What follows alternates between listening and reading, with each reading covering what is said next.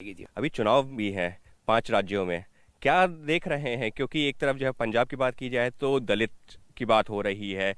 उत्तर प्रदेश में अखिलेश यादव और जो है लोकदल समेत, राष्ट्रीय लोकदल समेत तमाम जो है लोग सामने आ रहे हैं।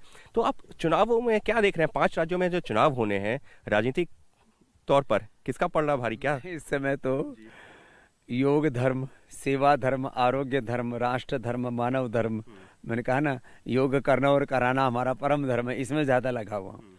बल्कि राज धर्म में पक्ष विपक्ष के बीच में इस समय यद्यपि मैं निष्पक्ष हूँ, हाँ, लेकिन इतनी बात जरूर है कि अब दलित, शोषित, वंचित, पिछड़े, मजलूम, गरीब, उनकी बैसाखियों पर सत्ता की सीढ़ियां लोग चढ़ना चाहते हैं और इसमें कोई दल पीछे नहीं रहना चाहता है।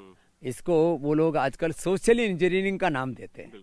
तो कांग्रेस अपने वोट बैंक को साधने में लगी है। ये वोटों के पोलराइजेशन की पॉलिटिक्स है। अब यद्यपि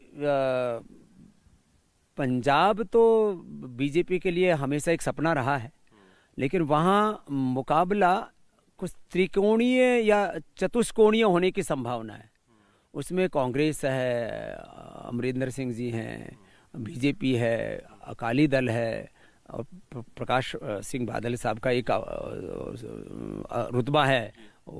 तो ये आम आदमी पार्टी भी आ गई पंजाब में। तो हाँ, ये तो पांचों दिशाओं से है और फिर कुछ निर्दलीय भी होंगे।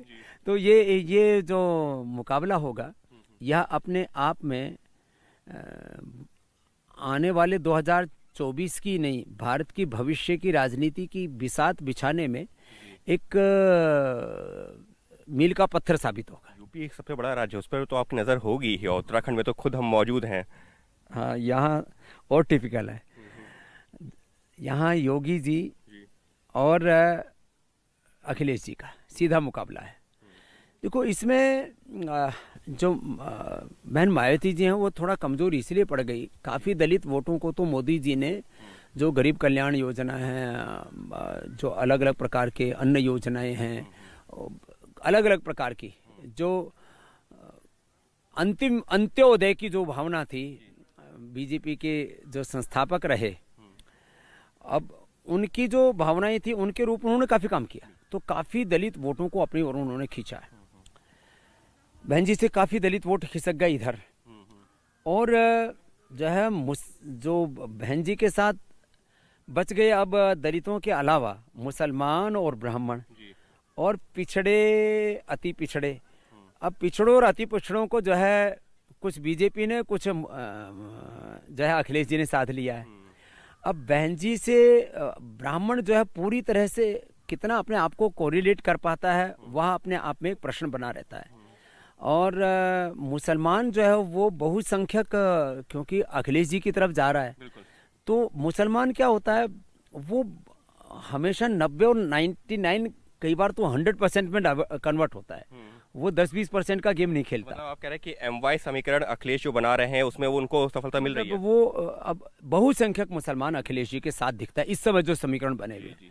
उसमें ओबीसी जो है, ओवैसी जो है, ओबीसी अलग है, ओवैसी वो कुछ मुस्लिम वोटों के आधार पर अपना एक राजनीतिक वजूद यहाँ खड़ा करना चाहते हैं। तो यहाँ जो सीधा मुकाबला है वो अखिलेश जी और बीजेपी के बीच में है। बाकी तीसरे नंबर पर बहन मायावती जी हैं।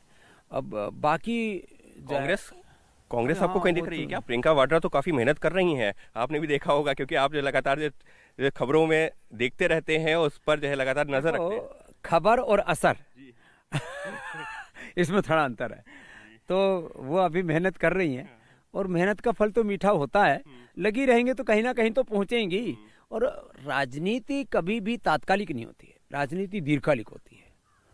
हमने बड़े बड़े सत्ताओं को बनते बिगड़ते देखा है। तो ये थोड़ा सत्ताओं के साम्राज्य का थोड़ा खेल निराला है। और जहाँ तक उत्तराखंड की बात है, यहाँ तो आप कोशिश कर रहे हैं, वहाँ तो शायद आप भी अखिलेश जी में मिल जाए उत्तर प्रदेश में। तो यहाँ आप वाले कोशिश जरूर कर रहे हैं, लेकिन यहाँ भी सीधा मुकाबला धामी जी और हमारे हरीश रावत जी मैंने कांग्रेस और बीजेपी के बीच ही। लेकिन आम आदमी पार्टी की बात की जाए तो वो तो जो है काफी सारी घोषणा कर रहे हैं कि हम ये मुफ्त देंगे, सरकार बनेगी, जैसे दिल्ली में हमने अरे मोदी जी ने कोरोना में 20 लाख करोड़ मुफ्त में बहुत कुछ दे दिया देश को। तो खाली मुफ्त से ही राजनीति नहीं चलती है, राजनीति के कई एंगल होते हैं। तो अब बस आज तो इतना ही, मुझे लगता है विश्लेषण काफी है।